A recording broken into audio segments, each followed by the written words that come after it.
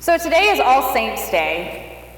And All Saints' Day began because there were so many saints and martyrs in the early church that they literally ran out of days on the calendar. So November 1st became this day to commemorate all the saints. All the saints who didn't have their unique date, and all the saints who, over time, the church may have even forgotten. So Protestants, we ended up putting our own spin on things, as we are wont to do. And with our belief in the priesthood of all believers, we decided to focus on the people that we've lost over this last year. And so we sort of combined the idea of All Saints' Day with All Souls' Day, where we're thinking about those we have loved and those souls we have lost. On All Saints' Day, we remember in the words of Paul that there's this great cloud of witnesses who have come before us, but who remain a part of the church and a part of our lives, even if they're no longer with us.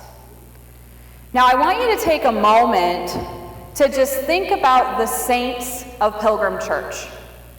I want you to take a moment to think about the saints of Pilgrim Church and the names that surround us in our sacred place. Could everyone open up a hymnal for a second?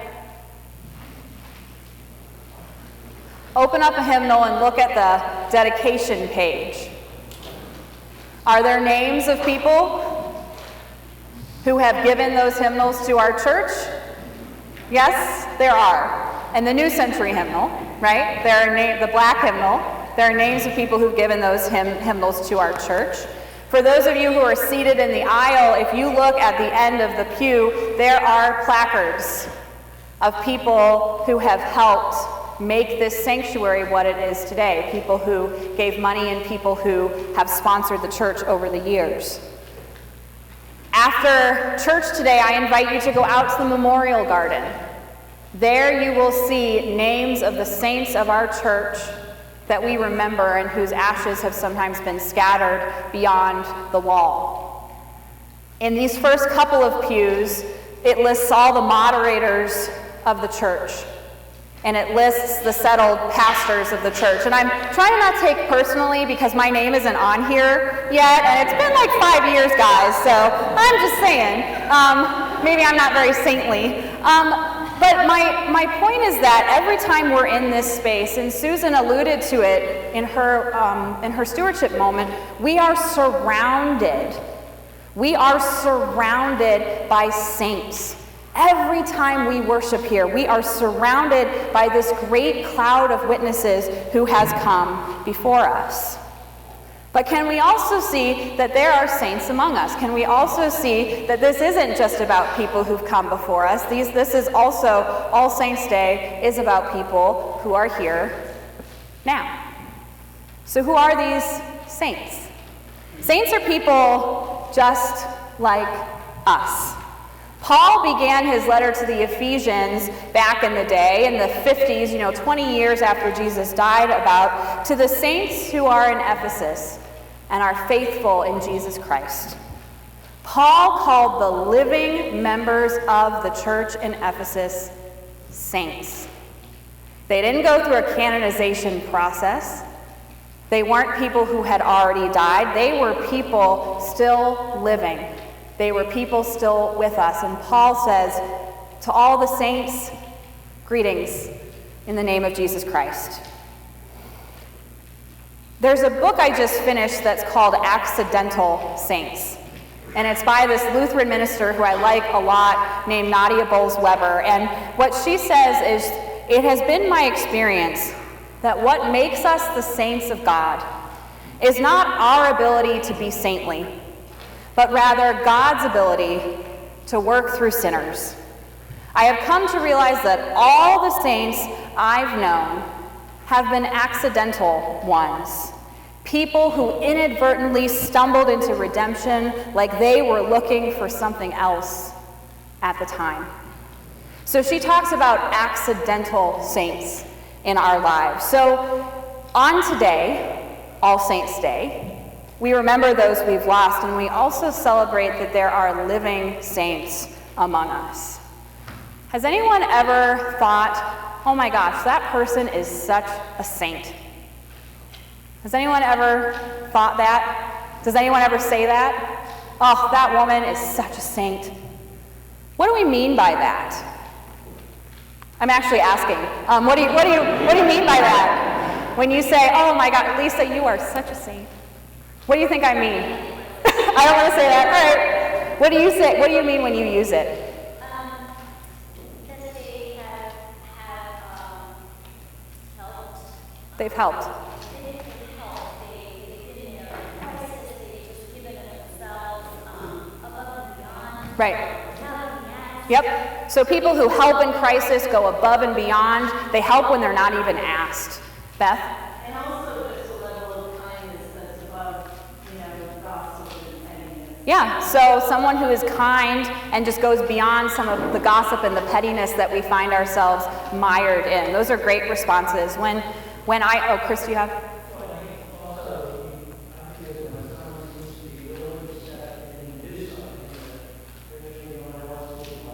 Yeah, so people who are willing to step in and do something that nobody else wants to do, those are pretty saintly qualities, right? So when I call someone, oh my gosh, that person is such a saint, I often think of patience, I think of humility, I think of people who deal with adversity, I think of people who just, life is a gift, and they accept it as such no matter what they're going through, and I think of people who just have overwhelming compassion.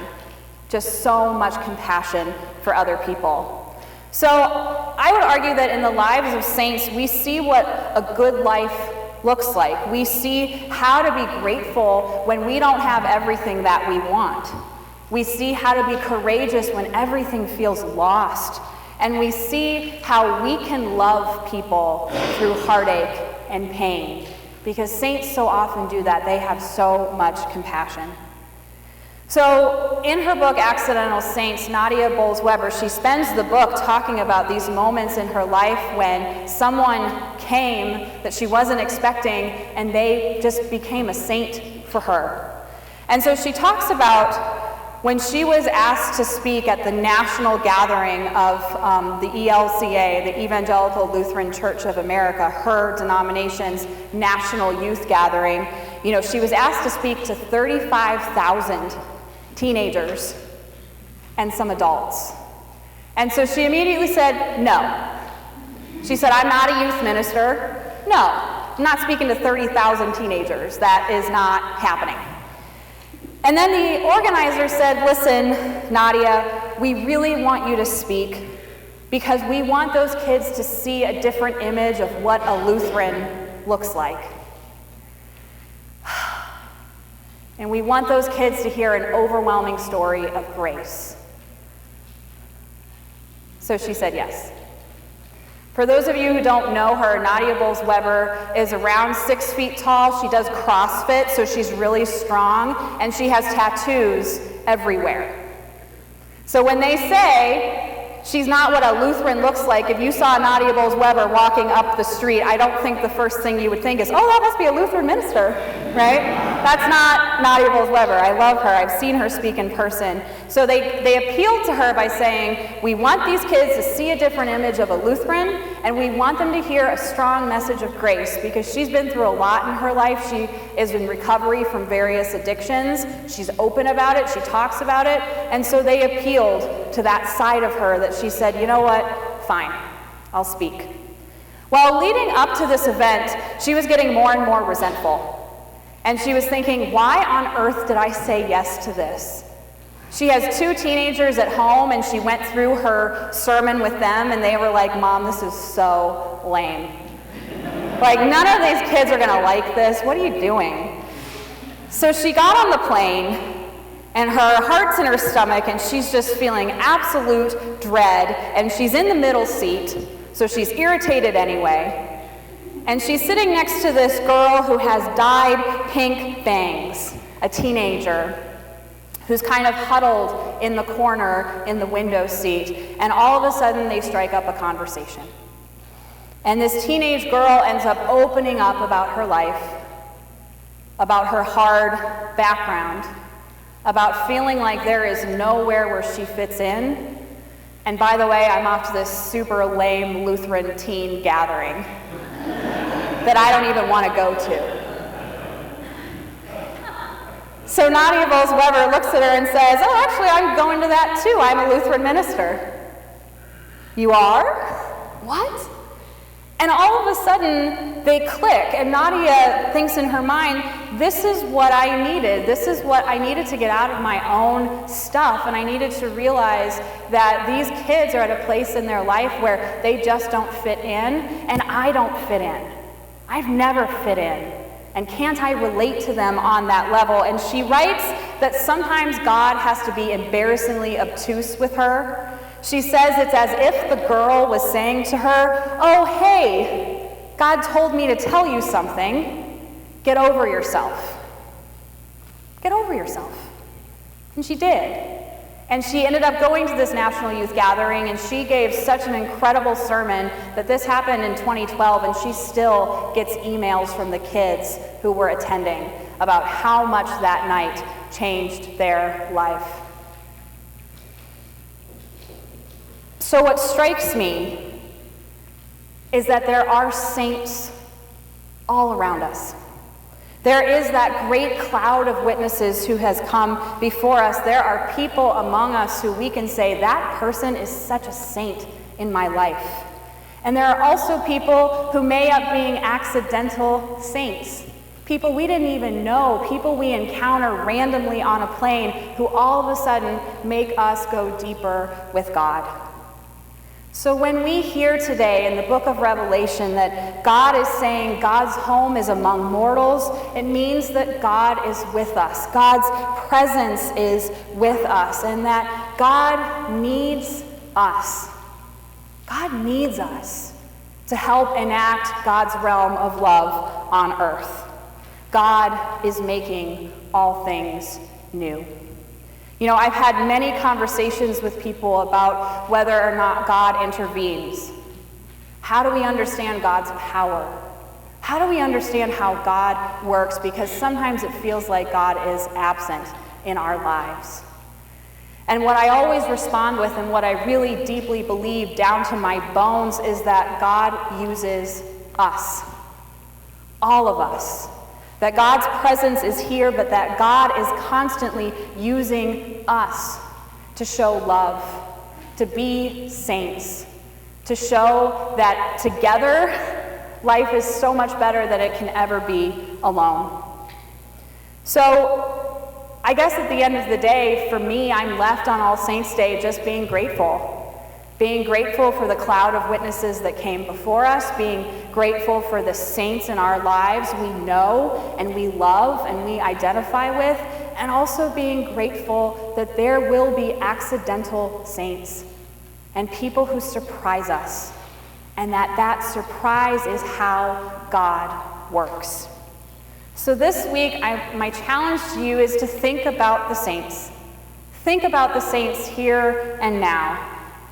Thank those saints.